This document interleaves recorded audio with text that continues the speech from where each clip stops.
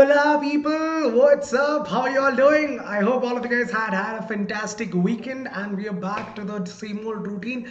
So welcome back with another session. My name is Anoop and this is Vedantu 9th and 10th English channel. So make sure that you subscribe to the channel before we get started because we have some amazing content coming your way. So make sure that you do so. So anyways guys, today we'll be doing the Force one-shot series. Now here's the thing people, we have already completed the chapter. Yeah, we've already done it. So Force is already done. So make sure that you check out all the videos of that. We've done 3 different sessions of Force. This is going to be the 4th session where we're going to be doing the entire chapter once more as a revision. We'll go through it as briefly and quickly as possible. It's an exciting one, so make sure that you stay till the end. So these are the topics that we have studied in Force. We understood what is torque and couple, equilibrium principle of moments, center of gravity, uniform circular motion, centripetal and centrifugal forces. So yeah, what are we waiting for? Let's get started. So here's the thing guys, the entire chapter started off with this topic, that is, what are the different types of motion that a force can bring about on a body? So force can bring about 2 types of changes or 2 types of motions. One is transitional motion and the other is rotational motion. Transitional motion is when a force is applied on a body and which is free to move. In other words, for example, imagine I apply a force on this pen. Now this pen is not fixed to anything. So what would happen when I apply a force? It would move in a straight line. That is my transitional motion. Rotational motion on the other hand is when a body is fixed. For example, let's say that this pen, one end of this pen is fixed.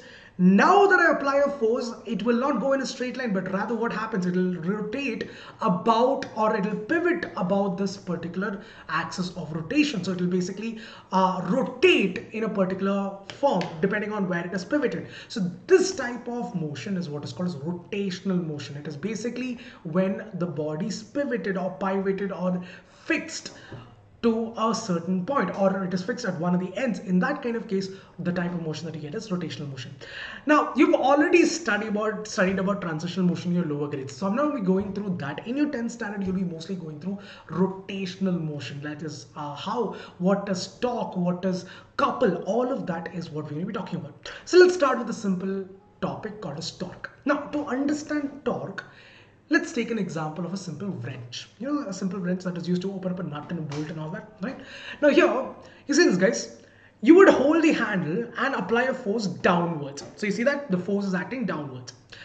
Now, if you've ever noticed a mechanic work, they would not hold the wrench over here. They don't generally hold the wrench close to the nut, but rather, or to that point, the fixed point of rotation, but rather they place their hand towards the end. Now what is the reason for that? I'll tell you that in a minute. But before that, you have to understand this guys, that when you talk about torque, when you talk about moment of force, which is nothing but torque, moment of force is nothing but torque, you have 2 parameters or 2 things that you must be worried about. One is how much force you're applying, and the other is at what distance from the axis of rotation are you applying the force. The perpendicular distance between the axis of rotation, which is nothing but this point, and the application of force, whatever is that perpendicular distance, those 2 are the major factors that you must be worried about. But before we get into that guys, let me define what is torque or moment of force.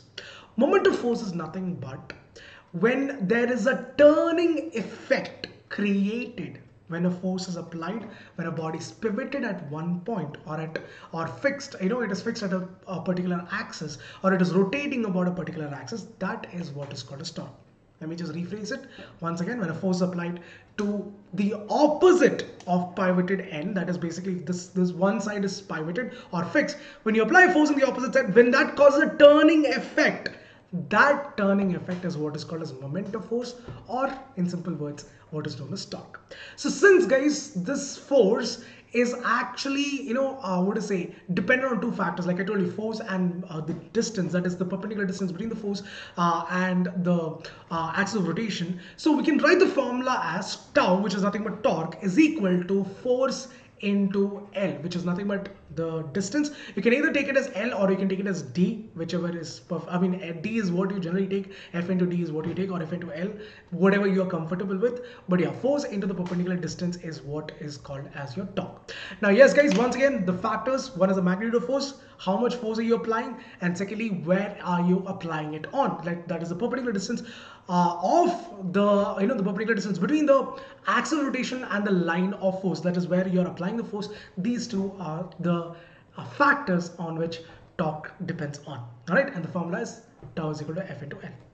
That's it. All right. So yeah, guys, that is about torque. Now the thing is, you have to remember is this, guys. Like I told you, why doesn't mechanic hold a wrench near the axis of rotation? Because here's the thing, guys. The closer you get, what would happen? The torque would produce PP less. So that means that you have to apply greater force in order to open the wrench. But on the other hand, if you apply a force at the end, at the maximum distance that you possibly can, the force required actually becomes less. Because here's the thing, guys, if you look at it, tau is directly proportional to F. Because why? Tau is equal to F into L. Tau is also directly proportional to L as well. So the greater the distance, the more the torque. And that is exactly the reason why, guys, if you look at the door handles also, door handles are always kept at the extreme corners. It is not kept in the middle, or it's not kept at the hinges. No, it is always kept at the extreme corner, or at the edges. Why at the opposite edge? Because you don't have to apply a greater force in order to open the door.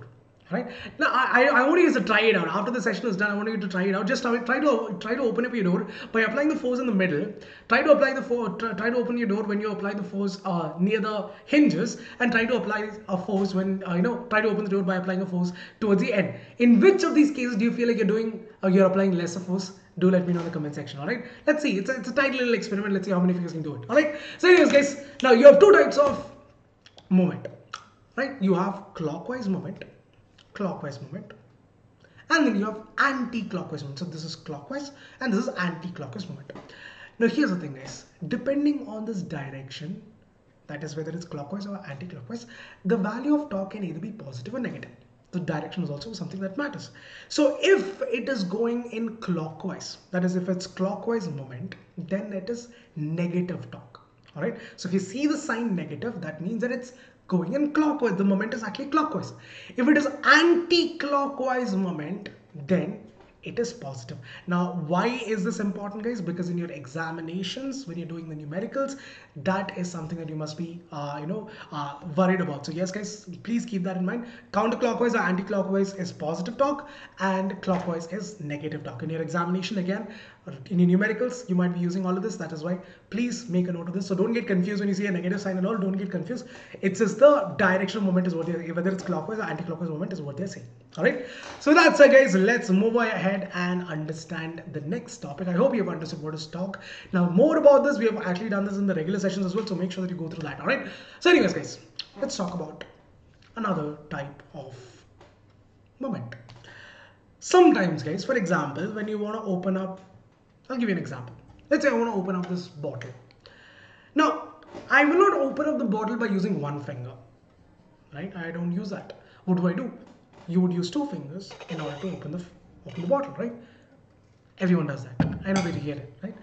So here's the thing, guys. When you're applying force over there, the magnitude of force that you're applying, that is applied by both the fingers, is the same. But one is going upwards, whereas the other is going downwards. If you look at it one more time, just look at this. One is going upwards, whereas the other is going downwards. My thumb is going downwards, whereas my index finger is going upwards. So what is this called as then? This, my friends, is what is called as couple. Now you have a lot of different kinds of examples that you can give for this. For example, a steering wheel, another example for that. You hold your hand, both the hands on the steering wheel, but one moves upwards and the other moves downwards. This is what is called as the turning effect, which is also known as the moment of couple. See, guys, when the body is pivoted at the center, when the turning effect is caused at the center, that type of turning, the rotation that is caused, that is what is called as moment of couple. So mathematically speaking, guys, the formula is quite simple. Again, it's just like torque, but then the only difference is that imagine that you have a steering wheel, and this is the axis of rotation, and you're applying a force on this line. Let's say you're applying a force over here, and there's one more force that is acting in the downward direction. So whatever is the force, because you're applying, the magnitude of force is same. So if this is some 20 Newton, this will also be 20 Newton itself, because again, it's the magnitude is the same. So basically, guys, force into the perpendicular distance between the two forces is the formula for this. See guys, let me just correct it.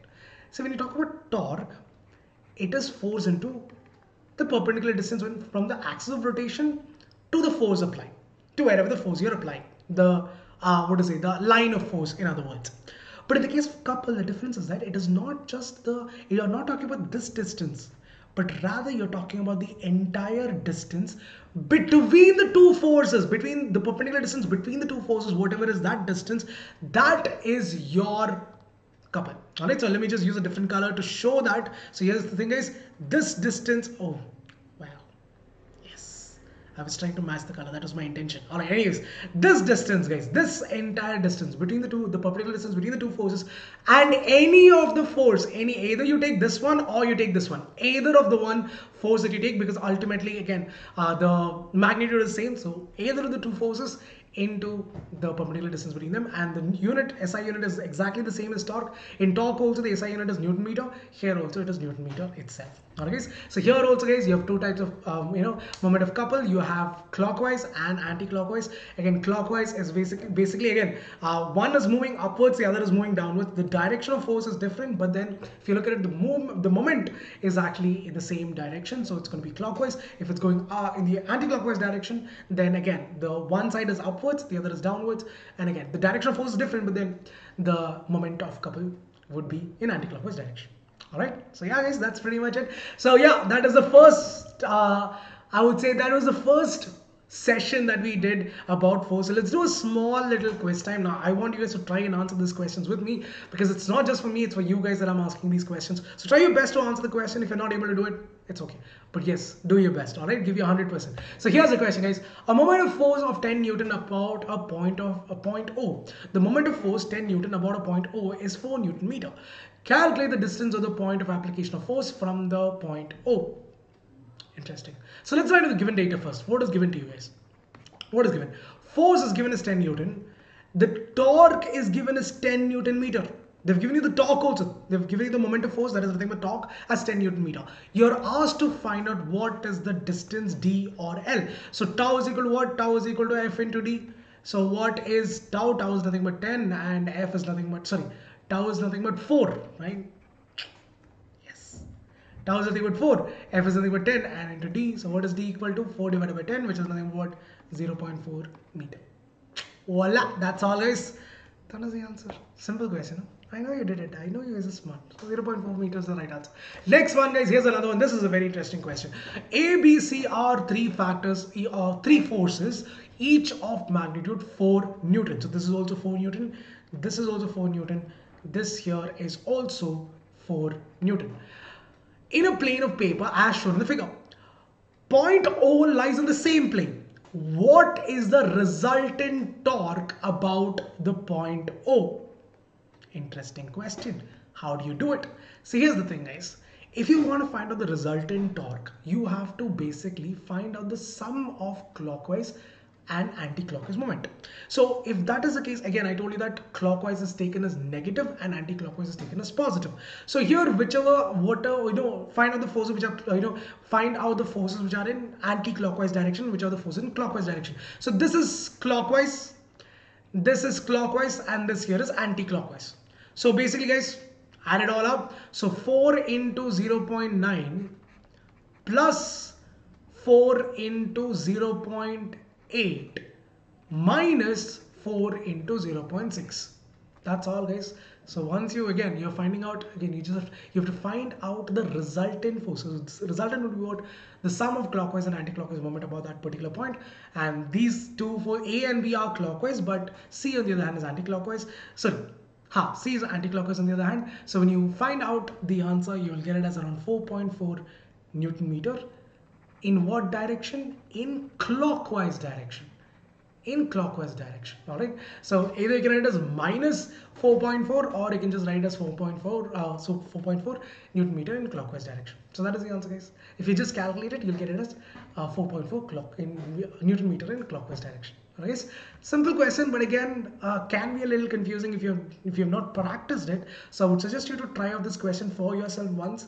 Try out similar type of questions which you can find in your textbooks and stuff. So try out this question. It's a super important question. So I believe that if you try it out, the similar type at least once or twice, you'll be able to get an idea of what are the things that you must be doing. So guys, please try out this question. Very, very important. All right. So that's it, guys. Let's get into the next topic. That is nothing but equilibrium and principle of moments. See guys, a body is said to be in equilibrium when several forces acting on it creates no change in the state of motion or produces no change in the state of motion. In other words, a body would continue to be in the state of rest or in the state of motion even at the expense of several different type of forces acting on it. That is what is called as equilibrium. Now, based on this, guys, you have two types of equilibrium. You have static equilibrium and then you have dynamic equilibrium. Static equilibrium is nothing but when several forces are acting on the body, even after several forces are acting on it, it will still continue to be in the state of rest. That is static equilibrium. Under the influence of several forces, the body is still in the state of rest. The body remains in the state of rest. That is static equilibrium. Dynamic equilibrium, under the influence of several forces, the body still continues to be in uniform motion, or it continues to be in the state of motion. That, my friends, is dynamic equilibrium. All right. Now again, guys, here also there are two things that you must be worried about. One is that the resultant of all the forces must be zero. So again, if the force is acting from left hand side, the right hand side, let's say what is that, the force of 10 Newton is acting on the left hand side, right hand side should also be 10 Newton itself. So the sum of all the resultant of all the forces must be zero. The moment of force, the algebraic sum of moment of force must be zero as well. So in other words, if the body is fixed at a particular point, the algebraic sum of moment, that is clockwise moment and anti-clockwise moment, must also be equal to zero. It should also be zero. Only then can you say that the body is in equilibrium. So based on this, guys, we also understood the concept of principle of moments. So what does principle of moment say? Principle of moment say that the sum of anti-clockwise moment is equal to clockwise moment. That is principle of moment in equilibrium. If you have to say that, for example, if this seesaw has to be in equilibrium, the sum of anti-clockwise moment should be equal to clockwise moment. So when you do that, in that particular scenario, when it becomes equal, in that case, the principle of moment will be in equilibrium. So again, guys, what is the formula? Quite simple. Again, it is what? Sum of clockwise moment, and moment you already know. When you talked about the formula, we already know it's nothing but force into the perpendicular distance. So it is nothing but force or nothing but weight into the pivot, the distance from a pivoted end, from where from the axis of rotation. So force into the perpendicular distance from the axis of rotation for clockwise, and the force into the perpendicular distance from the axis of rotation anti-clockwise. So when you equate it, it must be equal to zero, or left hand side should be equal to right hand side, or what to say, sum of clockwise moment should be equal to anti-clockwise moment. That is when you say that the principle of moment is in equilibrium. All right. So let's try to do one question based on the same case. It's a simple formula-based question. You just have to write down what is the formula. All right. Here's the figure, guys. So there's F1 force acting on one end, F2 force acting on the other end. D1 is the distance from F1 to the midpoint, or the pivoted point, and D2 is the distance from F2 to the pivoted point. Alright, so yes, guys, what is the formula? Is it F1 by D1 is equal to F2 by D2? Is it F1 into D2 and F2 into D1? F1 into D1 is equal to F2 into D2, or all of these are correct? Let me know, guys, in 5, 4, 3, 2, 1. Simple question, huh? Simple. F1 into D1 is equal to F2 into D2. Alright, force into perpendicular distance from the point of application to the axis of rotation, force into the perpendicular distance from the, again, from what? From the force into the perpendicular distance between the axis of rotation. Simple. Voila. That's all. That is the answer, guys. Alright, next question. Here's another one. Figure represents a meter scale balancing on a knife edge of 20 centimeter mark. At 20 centimeter mark. So there's a scale that is being balanced at 20 centimeter mark. When a weight of 60 Newton is suspended from 10 centimeter mark, calculate the weight of the ruler in Newton. Let's try to do this. Alright, so once again, guys, force into the perpendicular distance. Force into the perpendicular distance. Now, what is this distance for if the scale is balanced at 20 centimeter and the weight is kept at 10 centimeter, what is the difference? This will be 10 centimeter, then 20 minus 10, which is nothing but 10 centimeter. If the weight of the scale, if the center of gravity of the scale is at 50 centimeter, because it's a 100 centimeter scale, center of gravity, geometric center at 50 centimeter. So what is the difference between where the weight of the scale and what is the distance, the difference in distance? That is nothing but 30 centimeter. 50 minus 20, that is nothing but 30 centimeter. Now that you know this, calculate what is the weight. Again, clockwise, if it is balanced, then clockwise moment should be equal to anti-clockwise moment. So according to principle of moments, anti-clockwise moment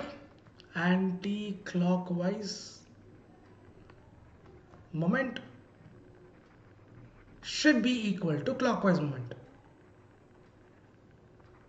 This is the formula.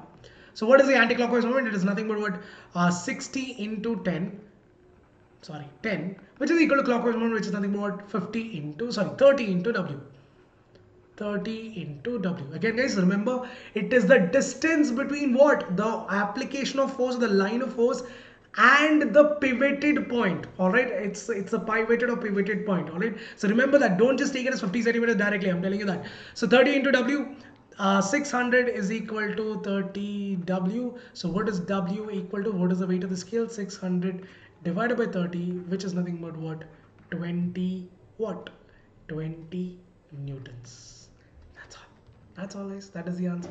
20 Newton must be the answer for this question. That's it. Voila.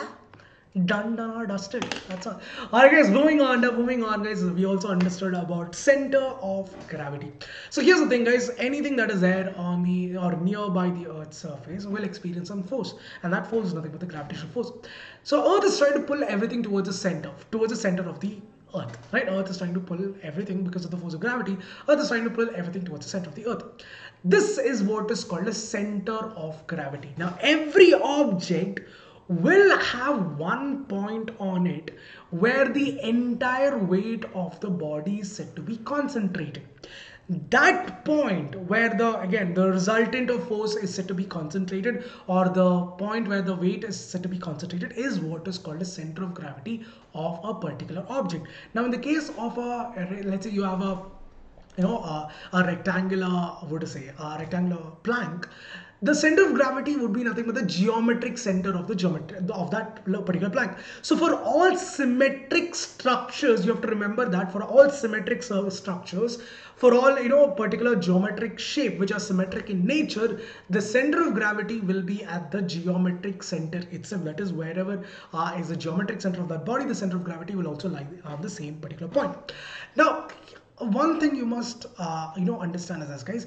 So when you say that this particular point is the center of gravity or center of mass, where again center of mass and center of gravity for most bodies would be at the same point. Center of mass is nothing but that point on the body where the mass is said to be concentrating, and center of gravity is nothing but the way where the weight is said to be concentrating, right? That is the only difference. But then for most bodies, center of gravity and center of mass would lie on the exact same point. All right, so remember that. So here's the thing, guys. If let's say the body is being balanced, and I have found out the center of gravity or center of mass, so that particular point, the moment of force should also be zero. The moment of force or the torque by the masses, whether small or big, by the masses acting on that particular point should also be zero. When the moment of force or torque at about that particular point, because the mass is also zero, that is when you can say that the center of gravity is that particular point for that particular body. And once again, guys, for symmetric objects, like for example a triangle or a rectangle or a square, for all of that, the center of gravity would be the geometric center itself. So if you just for example, if you have to find out the center of gravity of this one, so what you do is that you take from each and every vertex, you just basically draw a straight line joining the midpoint of the opposite side, and wherever it intersect, that would be the center of gravity or center of mass. Now in the case of irregular bodies, it's going to be a little bit more complicated. So what you do is that you take a simple thread, a pin, and a weight that is tied to the thread at the end of it. So what you do is that you suspend the weight such a way that you take the body first and you keep it horizontal, keep it vertically. put the pin on it and basically suspend the weight as well. So basically it'll form a straight line, draw that particular line. Now again, turn the body around and again do the exact same thing, suspend the weight from that particular point. So when you do this several different times, what you do is that you notice that all of these are basically meeting at a particular point. So basically they all intersect at a particular point, and that point wherever it intersects, what is it? Center of gravity. Alright guys, so yeah guys, let's do another question based on the same, and then let's move on to the next one. A square cardboard is suspended by passing a pin through a narrow hole at its one corner.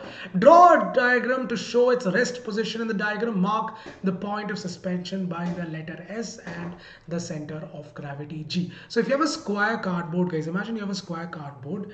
How do you find out the center of gravity? By using okay, so you have a, let's say that you have a pin.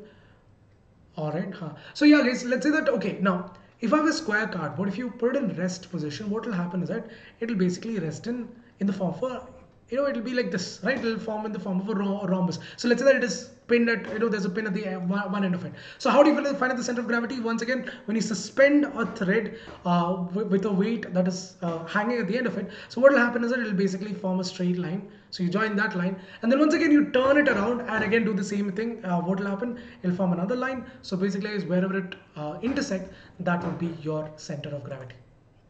That's it.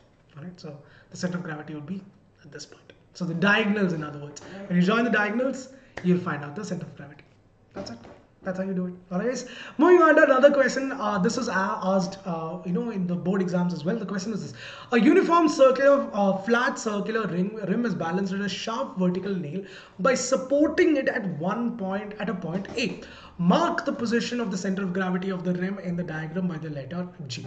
Where would be the center of gravity on this body line? Now here, guys, remember that this is a hollow cylinder. This is a hollow circular rim. So the center of gravity, because it's balanced at this point, would lie over here. This point would be where your center of gravity would lie. Now hear me out guys, once again, for circle generally the center of gravity is in the middle, right? For a for a circle, because it's again a symmetric figure, so it must be in the middle. But then here it's a it's basically a flat ring which has some width as well. So in that case guys, and it is balanced at that particular nail, so yeah, the center of gravity would lie over there.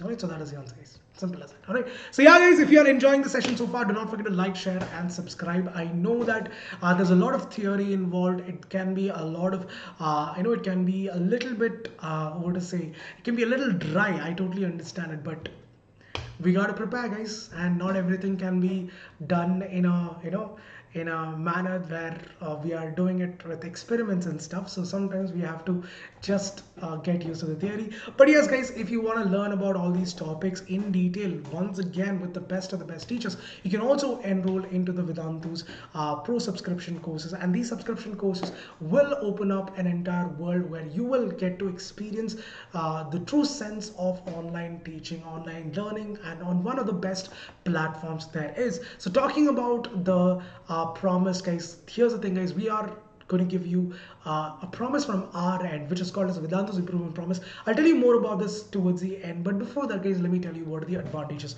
First of all guys, you have unlimited number of live sessions, just like YouTube. So there's no limit to how many sessions you can take in a day or a week. It's up to you guys. You have amazing level, high level quizzes, which will definitely test your memory and also your thinking skills, your creative skills, your logical skills as well. And these skills innatively, it'll also give you intuitively, will also give you a chance to compete with your friends and understand what are your strength and weakness in that particular topic. And you can custom make a timetable and custom make your own own learning experience in that way.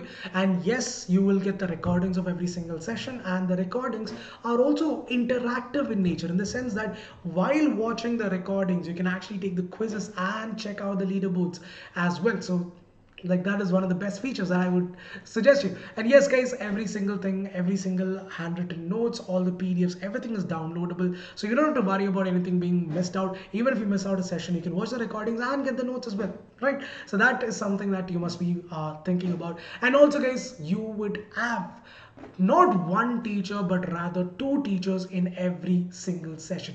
You would have a master teacher obviously who would be teaching you the concepts and all of that and getting your doubts also cleared, but together with that we'll also have one more set of teachers called as the class teachers who will ensure that all of your doubts are cleared inside the class. It's a separate set of teacher who will make sure that your doubts are cleared, right? So that is something that you must be that you must be looking forward to, because all your doubts will be cleared inside the class itself.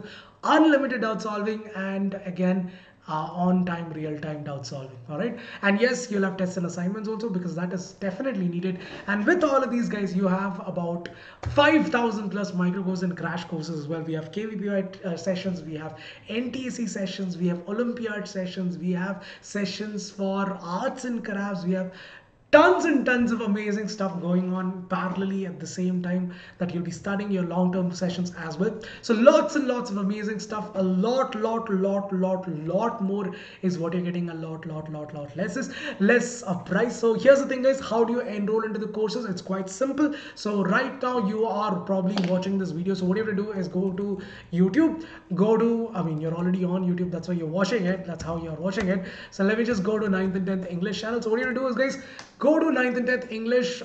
So this is one of the videos that just came out recently. So what you have to do is go to show more and click on Vedantu's subscribe to Vedantu's Vedantu Pro right now. So click on this particular link, guys. It'll take you to this particular page, and also you can check out all the courses over here, guys. You can check out all the playlist of every single course over here. Everything's available, so you can check it out over here. So yeah, guys, once you go here, this link is all you need. So what you do is edit, go to what grade and what what syllabus do you guys follow in school. So let's say you're in ICSE, click on ICSE and then check out all of these details. So here's the thing, guys, we have three different sessions for you, three different kind of courses for you guys. We have Vedantu Lite, Vedantu Classic, and Vedantu Pro Plus. In Vedantu Lite, guys, you get everything that you need. You have live interactive sessions, you have recordings available to you guys, you would be having test series and assignments, you would have doubt solving inside the class, but there'll be no doubt solving outside the session. So outside the session, you cannot get your doubts cleared.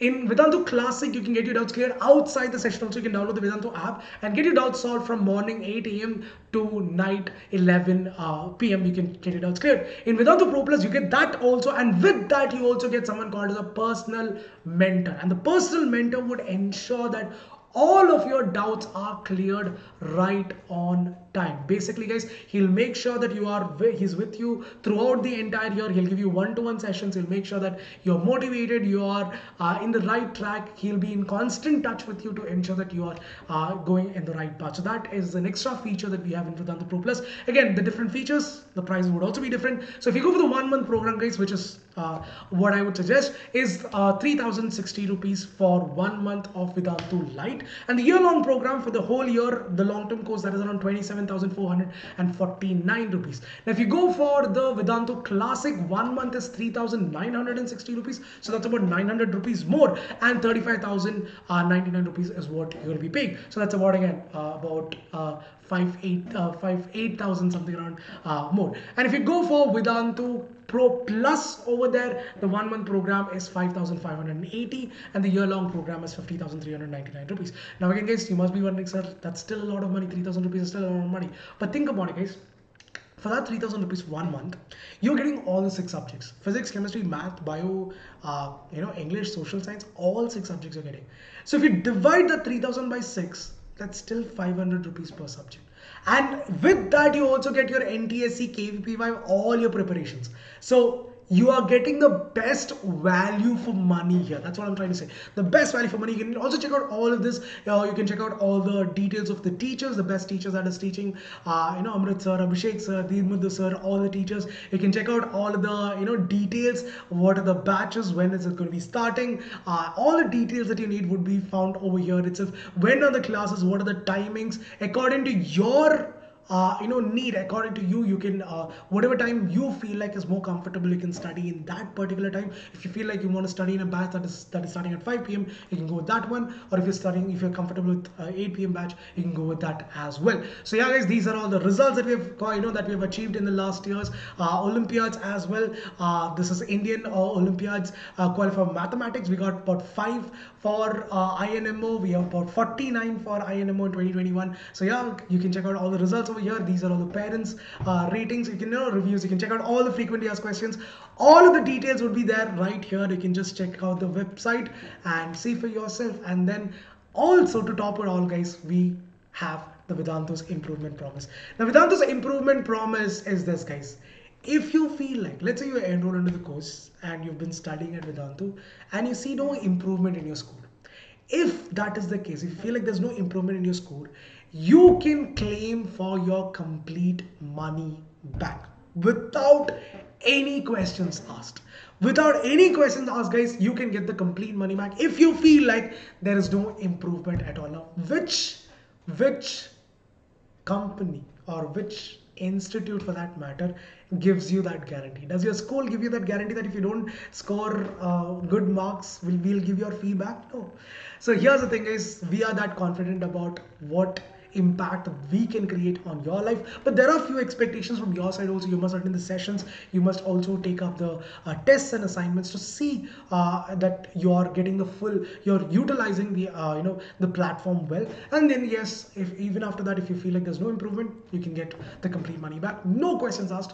You can get the complete feedback. Alright, guys, these are all the dates that the batches are starting. You have 10th standard, 10th May for class 9th and 10th. The batch has already started. 24th of May, the batch has already started. It's only been a couple of days now, so you can still enroll into that batch. ICSE also 24th of May and 17th of May. Maharashtra 24th of May, 24th of May. JEE 10th of May and 24th of May. The next set of batch will be starting in the month of June, so you can look forward for that as well. If you want to enroll into a brand new batch, you can enroll into those batches as well. But yes, guys, that's pretty much it. Description. You know what to do next. Alright, so guys, let's get back to the topic. There's a little bit more left, so let's get into that. So next thing we're going to talk about is uniform circular motion, or in other words, UCM. For example, guys, let's say that you'd have probably done this. When I was a kid, at least I used to do it. You try a ball or a stone at the end of a thread and you start rotating it. I'm pretty sure that you'd have done that at least once in your life. Now, when you do that, guys, if you're doing it at a constant speed, and the ball is moving in a circular motion, that is what is called as uniform circular motion. When a body is moving at constant speed and it's going on a circular path, that is what is called as uniform circular motion. Now, here's the thing, guys. Speed though is constant. But what about in terms of velocity? What about in terms of velocity? See, guys, velocity is nothing but what? Displacement by time. And more importantly, it is displacement by time, or it is in a particular direction, because displacement is a vector quantity, so velocity is also a vector quantity. But here's the thing, guys, here in this case, when the body is moving in a circular path, the direction is changing at every single point. It has infinite number of points. A circle has infinite number of points, so the direction is changing at every single point. So can you say that the velocity is constant? Even though the magnitude might be the same, but the direction is constantly changing. And since the direction is changing, can I say that the body is accelerating? Yes or no? Because hear me out, guys, what is acceleration? Rate of change of velocity. Now, when you say rate of change of velocity, it is not necessary that it has to be the magnitude of velocity, but it can also be the direction of velocity as well. So here, because the direction of velocity is changing at every single point, you can say that the body is accelerating as well. And if the body is accelerating, according to the second law of motion from Newton, we have seen that what? Force is equal to mass times acceleration. So if the body is accelerating, there must be some force also. There must be some force also. And this force, guys, if I talk about a thread again, if I talk about a thread and a stone, there is tension acting towards the center, and that is nothing but my force. So in this case, there is a force acting towards a center, that is towards the center that you are holding, right? You are holding the thread right now. So the force is acting towards the center. This center seeking force is what is called as centripetal force. What is it called as? Centripetal force. And yes, guys, at every single point, if you want to check the direction of velocity, all you have to do is basically draw a tangent to that point. So tangent is nothing but a straight line which is touching that particular point. So if you draw a tangent, that would be the direction of velocity. So yeah, guys, that, my friends, when you find out the direction and you know that there is a force, there is acceleration, and if there's acceleration, there must be some force as well. And that direction of force is acting towards the center, and that force is what is called as centripetal force or central seeking force. So if there is one force that is acting towards the center, according to Newton's third law, there must be another force which is acting in the opposite direction. But this force, guys, okay, example, by the way, example of centripetal force is nothing but the earth revolving around the sun. Why is the earth always staying in that particular path? Why is it not getting out of it? It's because of the centripetal force. there is an opposite force that is acting in the opposite direction, that is away from the center, which is known as centrifugal force. But here's the catch, guys. Centrifugal force is not an actual force. It's a pseudo force. In other words, it is not a force that actually exists. It depends on the the frame of reference. For example, guys, let's say you're on a merry-go-round. You're probably done this when you were a kid, right? In your first standard, second standard, in your schools, you probably had a merry-go-round. If you've ever sat one of those, if you are going around the merry-go-round and if I'm standing outside and watching you, there is, you're going in a circular path. All right. So in that case, there is no force. According to me, you're traveling at a constant speed. You're traveling at a constant speed. And yes, your velocity is also changing because your direction is changing. But if let's say that I am on the, on this merry-go-round and you're standing outside, or let's say that both of us are on the merry-go-round at this time, in that case, guys, you would experience a force which is basically, if you stop rotating, what would happen? You would get thrown out. You would basically get thrown out of the merry-go-round, right? If you just stop holding for a second, you'll get thrown out. So according to you, there is a force that is acting in the outward direction. But for a person who's standing on the outside, it does not see. That is why, guys, centrifugal force is a pseudo force. It depends on the frame of reference. So again, to give you another example, we can do this one simple question which will help you to understand the centrifugal force a little better. So a small pebble tied to one end of a string is placed near a periphery of a circular disc at the end of a circular disc, at the center at which there is another end of the string which is tied to the peg. The disc is rotating about an axis through its center. What will be your observation when you are standing outside the disc? So when you're standing outside the disc, obviously the disc is going at a constant speed. It's going in uniform circular motion. What will be your observation when you're standing at the center of the disc? When you're standing at the center of the disc, you see that, first of all, in terms of again frame of reference, I'm talking about in terms of frame of reference. If you and the string are both on the disc, then for both of you guys, for example, again going back to the same example, you and me are both standing on the merry-go-round. For me, you're in the state of rest. For you, I'm in the state of rest because I'm not moving. You're also either moving. Neither of us are moving. But for a person who's standing outside, we are both rotating with a uniform circular motion, or we are going in a circular path. So again, guys, that is what is frame of reference. So if you understood what is frame of reference, guys, this would be a lot more easier for you to understand about the centrifugal force. So again, for a person who's standing on the outside, there is no force. There is no such centrifugal force. There's only centripetal force acting towards the center. But for you, there is a force that is acting away from the center, which is nothing but your centrifugal force. Alright, so yeah, that's pretty much it, guys. That is all for today then. We have completed the whole chapter of force. So congratulations to all of us. First chapter of ICSE 10th physics, it's done and dusted. We'll be starting with the rest of the chapters pretty soon. So thanks a lot for watching, guys. If you enjoyed today's session, do not forget to like, share and subscribe.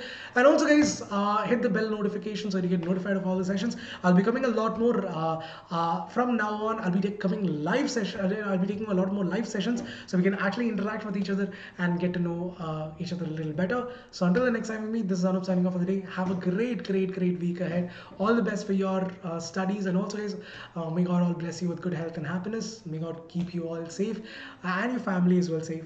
So until the next time we meet, this is Anoop signing off for the day. Have a great evening. Bye bye. See you all, guys. Take care.